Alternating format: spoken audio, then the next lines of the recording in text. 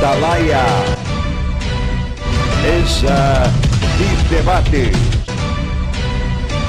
Os temas polêmicos, os assuntos políticos do momento, o que o povo precisa saber, serão focalizados na mesa de debates com os convidados Tigrã Eckermann e André Tabu.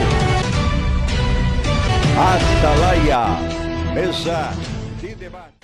Para que os nossos participantes entendam, esse contrato assinado entre o Hospital Dr. Feitosa e o SUS, ele é bem interessante porque data, não é, doutor André, de 1971. Então, eu vou pensar, meu Deus, né, desde aquele tempo, e me parece ser o mesmo desde então. E ele realmente prevê que se preste serviços especializados justamente nessas áreas onde o doutor Roberto colocou. Porém, o nosso problema hoje é a obstetrícia e pediatria. A minha dúvida volta, eu acho que até o início da conversa, o Mãe Paranaense incentiva cada parto com R$270 a mais, né, 50% a mais do que o SUS estabelece. Eu vi uma notícia veiculada na Gazeta do Povo que coloca, entretanto, para que esse valor chegue em mãos do hospital, dos médicos e tudo mais, tem que ser pediatra, não pode ser clínico. Então fica a minha dúvida. Pode ser ou não? Só um momentinho, desculpa interromper o senhor. Para bem esclarecer o nosso telespectador, nós gostaríamos também, a reboque mais uma vez na pergunta da Graciane, que o senhor falasse o quanto o Mãe Paranaense realmente paga em cifras, em cruzeiros, que é a nossa moeda. E também, acrescentando essa pergunta, quantos partos a sua 21ª regional abraça nessa vasta região que nós temos aí? Ótimo. Veja bem, as duas questões são muito importantes para esclarecer. Na verdade, nós temos uma classificação pelo Mãe Paranaense de 3 tipos de hospital. O do risco habitual, que repassa R$160 por parto. O risco habitual é os partos sem intercorrências, aqueles partos que vão ter, durante o transcorrer, nenhuma classificação que leve à necessidade de um ponto de atenção mais complexo. Então, hoje, nós reclassificamos o Hospital Dr. Feitosa como referência de risco habitual, sem ter a necessidade, nesse período, de ter o médico pediatra, e repassa R$160 para cada parto. Risco habitual, sem ter a necessidade do pediatra. A primeira classificação que nós fizemos, antes da crise da obstetrícia e pediatria, ele era de risco intermediário. O risco intermediário, ele tem a necessidade desde a assinatura do contrato de ter o pediatra. Por isso que eu falei, doutor André e doutora Graciane, que antes nós não tínhamos instrumento legal, contrato SUS, que é vigente, e não tem diferenças os novos contratos, inclusive aqueles hospitais que se credenciam como hospital geral, são as mesmas 4 especialidades com o mesmo grupo de profissionais. Então, nós, para incentivar a presença do pediatra e remunerá-lo, para você ter uma ideia, Graciane, o SUS, o Sistema Único de Saúde, para um parto ser assistido por um profissional pediatra, vejam bem, como a discussão é muito mais complexa e profunda, ele paga R$55 somente. Para uma consulta pós-parto de acompanhamento desse pediatra, R$10. Então, a discussão, na verdade, tem que ser muito mais aprofundada. Nós temos uma tabela do SUS que fazem 16 anos que não tem um reajuste linear. E isso, cada vez mais, vai causando uma desigualdade dentro das complexidades do SUS que dificulta a fixação desses profissionais, né? Nós temos procedimentos que pagam centenas, milhares de reais, enquanto um exame de diabetes, por exemplo, R$1,85. Então, para a gente discutir toda essa complexidade, nós temos que ter envolvidos os 3 entes, né? Tem que ser tripartite. Não dá para a gente falar em saúde sem ter um financiamento claro, né? Porque senão vai ficar difícil. Então, para esclarecer, nós pagamos para o risco habitual R$ 160 a mais do que o SUS paga, para o risco intermediário R$ 270 a mais. Em relação à pergunta do Dr. André, nós temos uma previsão de partos em torno de 3.000 partos ao ano. Desses 3.000 partos ao ano, em torno de 20% são de alto risco, são gestantes com complicações, com doenças de base, que poderão levar à necessidade de uma retaguarda de UTI neonatal, muitas vezes até mesmo leitos de UTI para gestante, e mais 20% de risco intermediário. Então, nós temos em torno de 1.500, 1.600 partos de risco habitual e o restante dividido entre essas duas categorias de risco, de alto risco e de risco intermediário. Eu tenho certeza que é salutar para que tenhamos essa informação. Quando você fala que vai fazer um profissional especializado, que trabalhou a sua especialização por muito tempo e recebe num parto R$50, então agora o nosso telespectador entende como é que o governo federal trabalha a questão médica e daí a dificuldade que ele tem de conseguir que médicos trabalhem por esse valor. Então, é lógico que o governo do estado tenta auxiliar financeiramente para que se melhore e mesmo assim está longe de ser uma situação interessante. Imagine se pagar R$1,85 por um exame de diabetes. Aonde que nós vamos conseguir trabalhar e manter o profissional desta forma? Mas, para que a gente... Vamos encerrar este assunto, doutor Roberto, e vamos entrar numa questão ácida, creio que para a nossa região, que é hospital regional. É complicado dizer hospital regional, foi feito num governo estadual passado, tem toda uma discussão de estrutura, desde a sua estrutura ele tem problemas complexos, mas vamos discutir também. Como é que foi, como que nasceu essa ideia, o porquê que ele foi feito e quando quase pronto descobrimos que ele é cheio de problemas e de problemas complexos, mas a população ela tem, creio que ela está enganada, porque ela entende o seguinte, que o hospital regional trará total alívio ao problema da falta de um hospital. Então, todos imaginam que, inaugurando o hospital regional, a saúde da nossa região está perfeita. Gostaria que nos colocasse sobre esta posição. Veja bem, é muito pertinente, se vocês me permitirem, poder fazer uma explicação assim aprofundada em relação a essa questão do hospital regional. Acho que todo equipamento que tem que ser pensado para a região não pode ser pensado, na verdade, pelo fígado. Ele tem que ser pensado realmente com o cérebro, com muita racionalidade e não por emoção. Nós sabemos de forma clara que muitas vezes um hospital geral num município de 70.000 habitantes, como é Telêmaco Borba, se for instalado com a mesma carteira de serviço de um hospital já existente, na verdade um dos dois ou até mesmo os dois não vão ser sustentáveis. Desde o primeiro momento que nós chegamos na 21ª Regional de Saúde, a nossa intenção é equilibrar, é fazer uma aliança estratégica onde todos os equipamentos de saúde, tanto privado como público, se sustentem. Por que eu falo isso, gente? É importante que seja esclarecido, se tiver um hospital regional, ele vai compartilhar as autorizações de internamento hospitalar que existe no ente privado. Compartilhando e com a mesma carteira de serviço, você vai dividir o que era o financiamento para um para dois. Isso cria, na verdade, um desequilíbrio e não é o interesse do Estado criar desequilíbrio. O interesse do Estado, principalmente desse governo, é manter o equilíbrio, fazer com que os dois equipamentos cumpram o seu papel sociossanitário. Desde o primeiro momento, nós vocacionamos e influenciamos o nível central da Secretaria de Estado para que o nosso hospital regional deixasse de ser um hospital geral, para não ter a síndrome do pato. O que é a síndrome do pato, né? O pato voa, o pato nada e o pato corre. Não faz nenhum dos três bem feito. Tanto é que termina na panela. Então, o nosso interesse, o que era? Buscar uma vocação para esse hospital.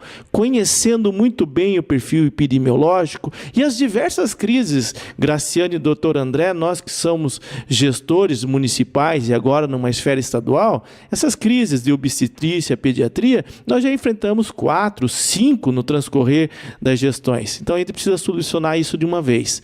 Vocacionando o Hospital Geral, que quer vocacionar? Dá uma característica, que ele assuma a responsabilidade, principalmente da assistência materno-infantil. Trocando em miúdos, vamos trazer para nós o problema, assumir a responsabilidade da obstetrícia e pediatria, e, ao mesmo tempo, também fazer uma aliança estratégica com o ente privado que ele cuide de outra área que, para nós, é muito importante, tanto nacionalmente como dentro do Estado, que é a rede de urgência e emergência. Dessa forma, aumentamos a complexidade do ente privado e assumimos como uma ação estratégica, que é a materno-infantil, assumimos a responsabilidade. E temos condições, nesse sentido, e além de criar uma aliança estratégica, colocar Telêmaco Borba como protagonista, como município de referência. Abro um parênteses aqui, que eu acho que é muito importante. Nós queremos, não vou falar a palavra que todos gostariam de ouvir, mas eu quero tornar o hospital regional, o governo do estado quer tornar o hospital regional uma herança bendita. Então, 7.200 metros quadrados, 160 leitos, entre eles leitos de observação. Me desculpem, gente, mas um hospital dessa magnitude, no seu projeto inicial, não ter UTI neonatal e UTI que agregam valor à região, me causa muita estranheza. Me causa muita estranheza como foi encaminhado. Pegar um projeto que, na verdade, no hospital, que está com 90% das obras terminadas, com 25% de incorreções, eu não sei se a agenda que estava se respeitando era uma agenda sociossanitária. Portanto, tenho a responsabilidade, não fujo das responsabilidades, nós estamos pegando o equipamento e o aperfeiçoando. Para você ter uma ideia, nós encontramos problema desde a terraplanagem até a cobertura. Primeiro momento, o encontro que eu tive com o Hospital Regional, já em fevereiro de 2011, logo que eu assumi, tinha uma média de 1,5 metro de lama dentro do centro cirúrgico. E de me falarem que esse hospital estava prestes a ser inaugurado, me desculpe, acho que a população tem que ser esclarecida. Um hospital que, quando em janeiro de 2011, nem processo licitatório para compra de camas, me falaram que estava pronto. Eu acredito que a gente tem que fazer um debate muito mais honesto, muito mais aprofundado em relação à questão do hospital. Todos podem ter certeza, mais do que o governador Beto Richa, o doutor Michele, somente a população quer que ele se inaugure, mas inaugure um hospital de fato. Nós não podemos cometer os mesmos erros que foram cometidos, por exemplo, no Hospital Regional de Ponta Grossa, já inaugurado, que não poderia receber uma autoclave porque não sustentava, o teto não aguentaria a sustentação, a base. Então, eu não quero cometer esses mesmos erros. Estou assumindo a responsabilidade de fazer as correções de 25% desde a execução da obra até o projeto. Então, é com muita responsabilidade e serenidade, porque nós temos não uma agenda política.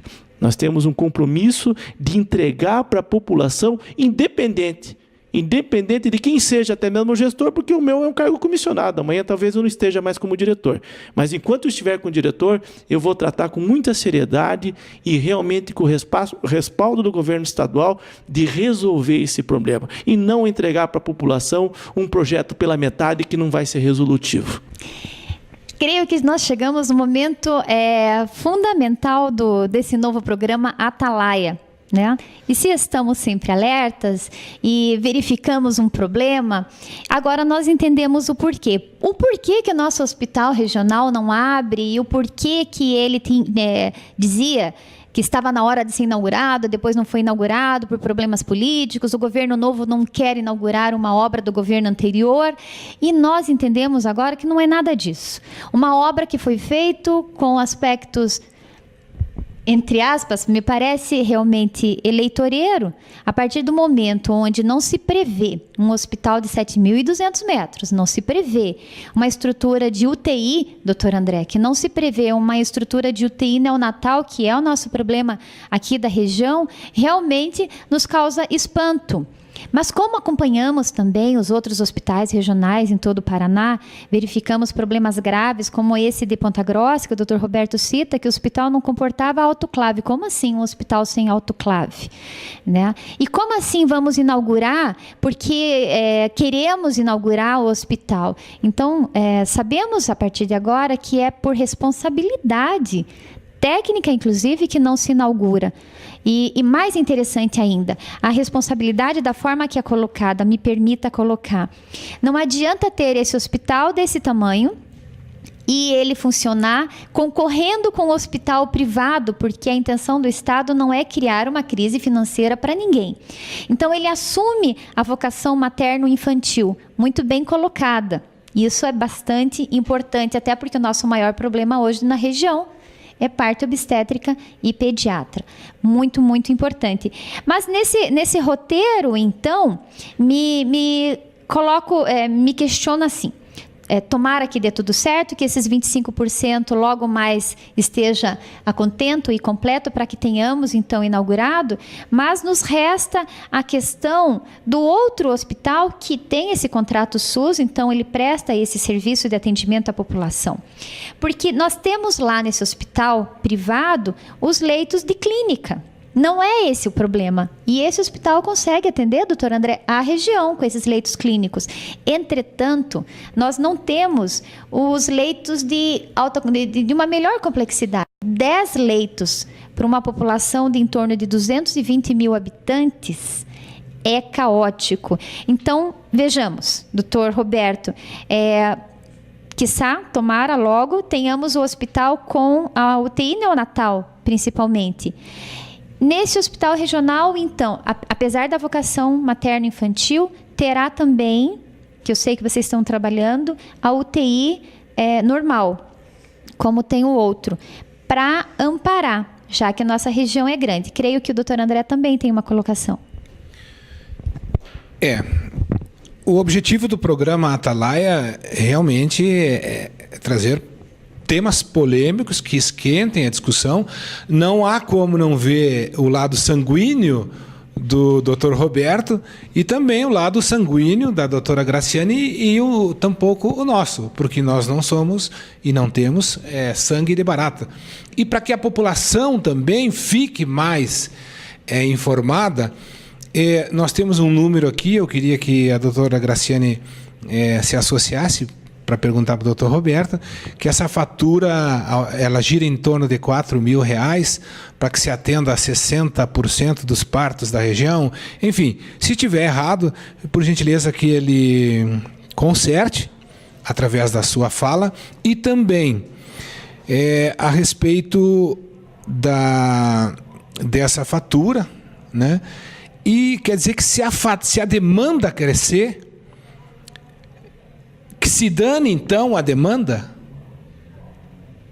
Não pode crescer, então, as mães terão que ficar nos 200, 250 partos e não poderão mais gestar, não poderão mais engravidar. Por exemplo, 250 partos. Essa fatura que o SUS passa para o hospital, se é que é R$4.000, se não for, o senhor pode até consertar. Ela ficará nos mesmos R$4.000 para os mesmos 250 ou 200 partos? É isso, doutor Roberto? Veja bem, vou tentar sim, ser bem claro em relação a isso. Talvez os espectadores, amigos da Tebol, com uma calculadora poderão fazer o cálculo.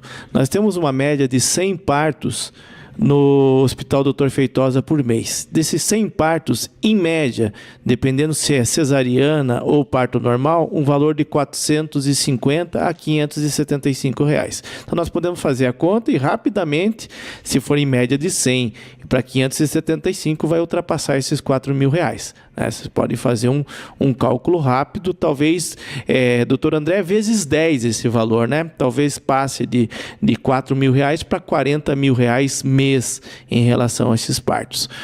Mas o que nós podemos fazer e o que nós trabalhamos no sentido, e nós temos uma limitação de influência no ente privado. Poderemos sim, hoje, um hospital, na verdade, guardando as proporções e seu compromisso social, não é diferente de uma empresa. Ele precisa ter economia de escala. Quanto mais ele realizar desses procedimentos, além de receber expertise, mais ele vai faturar pelo Sistema Único de Saúde, nesses valores. Se esses valores, na verdade, não são suficientes para cobrir todo o custo, nós temos a possibilidade de investir cada vez mais para aumentar e qualificar esses leitos, tendo condições, por que não o Hospital Dr. Feitosa, de aumentar a sua complexidade, aumentar o número de leitos de UTI, aumentar a complexidade do tipo de parto que ele faz para agregar valor. Então, vocês vejam bem que não é diferente de uma empresa, que com a mesma equipe, que existe uma equipe altamente qualificada, ele pode agregar valor. Agregando valor e aumentando por meio da economia de escala. Com esse valor que recebe do Sistema Único de Saúde, do ente do governo federal, acrescido, que é um acréscimo desse incentivo pelo Mãe Paranaense, você pode duplicar o faturamento. Na verdade, se hoje nós temos um centro cirúrgico que faz 3 a 4 partos por dia, nós temos que aumentar a economia de escala e otimizar esse centro cirúrgico, tendo a possibilidade de dobrar. Então, nós queremos o quê? Trazer uma economia de escala, até mesmo porque quem mais? Nós temos a doutora Graciane, que é esposa de um excelente cirurgião, doutor Marcelo Eckermann. E para pegar a mão, eu não sou médico, mas para pegar a mão você tem que praticar. Você tem que fazer cada vez mais para ir aperfeiçoando a mão do profissional. Então, hoje, nós temos uma estrutura muito boa no Dr. Feitosa, que tem que ser otimizado cada vez mais a sua utilização. Contudo, doutor André, nós temos a limitação do governo federal, que define a quantidade de autorização de internamentos hospitalares, as famosas AIHs, a 6,5% da população. Por isso que nós temos que pensar no equilíbrio, porque tiver um mesmo hospital, seja qual for ele, que vá disputar uma mesma carteira de serviço, os dois vão disputar essa mesma base. Contudo, quando aumenta a complexidade, aumenta o valor médio da IH. Então, você tem possibilidade de passar de um valor médio de R$ 800, que hoje é no Hospital Dr. Feitosa, para 1.000, 1.100, 1.200, agregando tecnologia, aumentando a complexidade, porque tem um corpo clínico muito bem qualificado. E a questão da pediatria passa pelo quê? Também o profissional, e nós acreditamos sinceramente que eles não estão somente questionando essas questões dos valores de R$ 55 pago pelo SUS, mas precisa ter essa retaguarda, precisa ter a retaguarda do equipamento. Por isso, doutora Graciane, essa luta, e podemos deixar de forma bem clara a sensibilidade que o governador Beto Richa e o doutor Michele tiveram, que logo que nós encaminhamos os projetos de UTI neonatal e adulto, eles questionaram, mas nossa, não tinha isso no projeto inicial? Não tínhamos, porque agregando esse valor, dá mais tranquilidade e segurança para os profissionais realizarem seus procedimentos.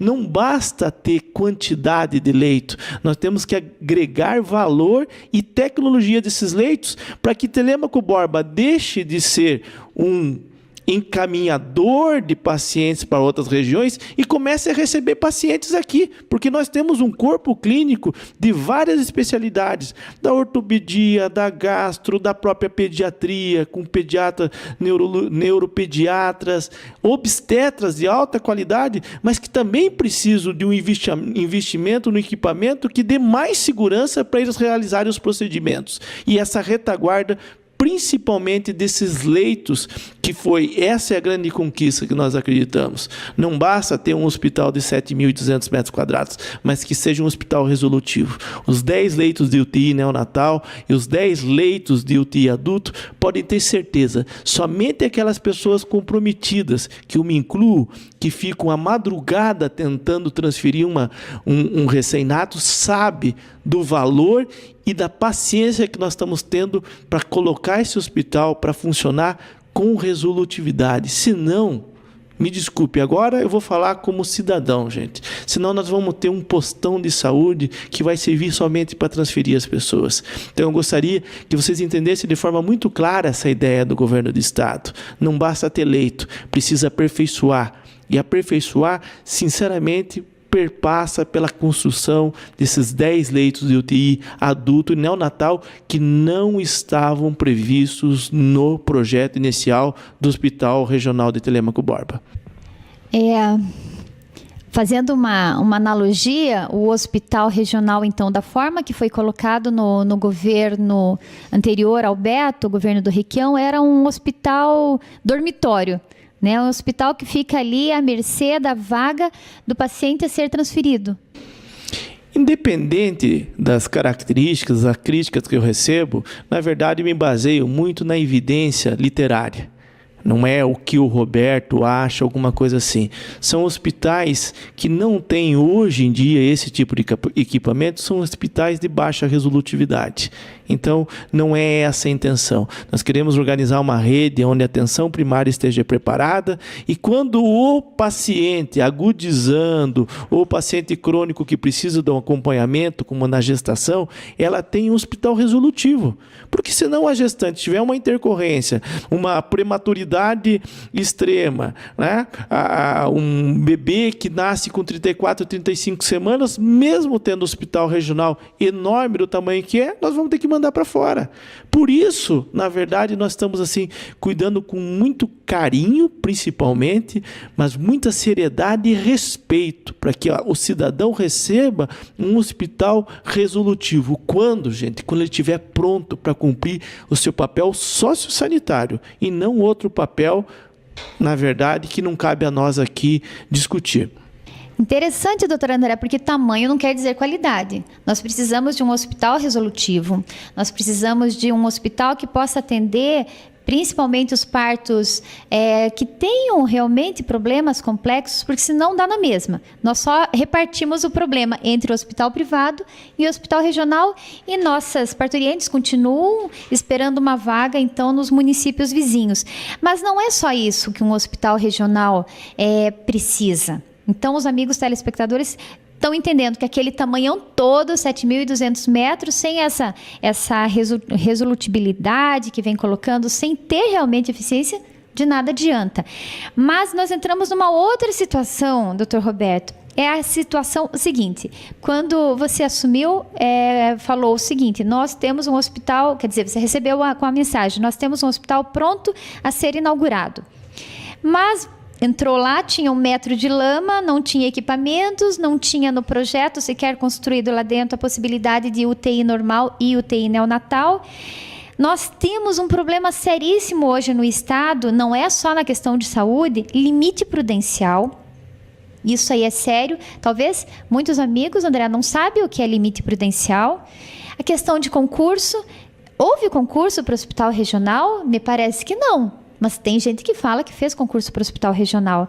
Enfim, o hospital ele envolve esta situação toda. Podemos começar com equipamentos, doutor Roberto. Boa parte dos equipamentos, vejam bem, eu quero assim com muita seriedade e com muita prudência.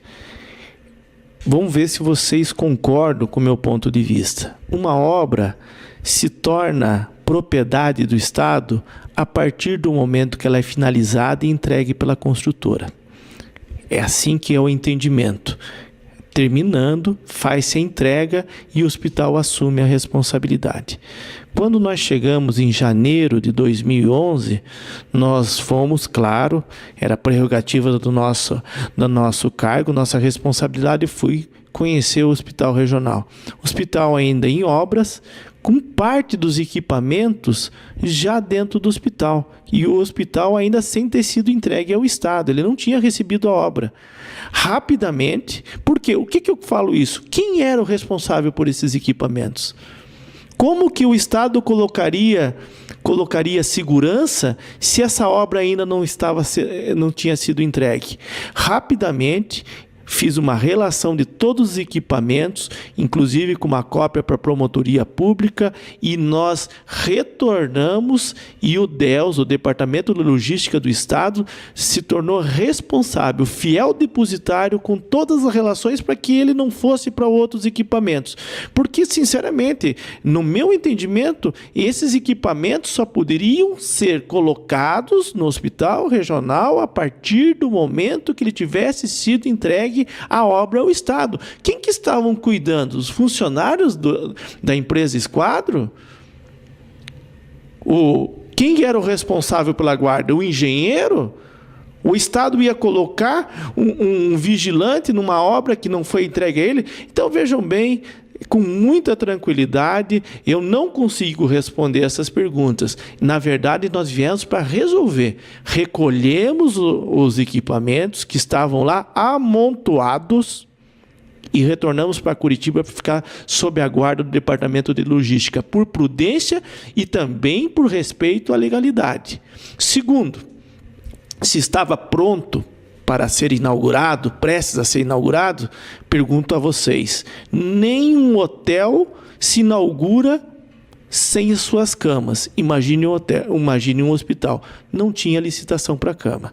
Não tem licitação para cama. Segundo, todas as pessoas, inclusive eu me incluo, que participaram do concurso público, em nenhum momento, e isso é importante, a população tem que ter o senso crítico e está muito bem esclarecida. Em nenhum momento foi aberto um edital de concurso para o Hospital Regional de Telêmaco Borba. Existe o concurso, o edital 115, o edital 134, se não me engano, para suprir as vagas gerais da 21ª Regional de Saúde. Se vocês prestarem atenção, vocês vão ver que tem um concurso claro para o Hospital Luísa Borba Carneiro, em Tibagi. Concurso claro para o Hospital Regional de Ponta Grossa. Portanto, novamente, nós estamos esclarecendo um problema que não criamos, mas que nós temos a responsabilidade de resolvê-lo. Só que eu não posso criar uma expectativa às pessoas que fizeram o concurso, que, me desculpem, deveriam ter visto no momento do seu edital para que estavam fazendo o concurso. Relação ao limite prudencial. É um governo que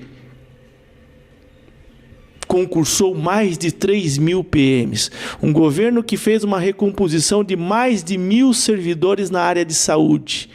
Então, a dificuldade hoje em relação aos limites prudenciais dificulta uma contratação direta para funcionamento do hospital regional. E se nós queremos essa expertise na área de obstetrícia e pediatria, nós temos que pensar e observar todas as formas de gestão desse hospital. Gestões compartilhadas, público-privadas, procurar principalmente institutos educacionais que possam ser parceiros para que aqui também se torne um hospital-escola. É nesse sentido que nós estamos trabalhando. E eu acredito que a população realmente, independente do vínculo empregatício desse profissional, ele quer um serviço de qualidade. E nós estamos falando uma gestão moderna. E está sendo muito bem estudada qual vai ser a gestão. Se o Estado não tiver condições de fazer a gestão própria, pode ter certeza que vai procurar uma forma de gestão partilhada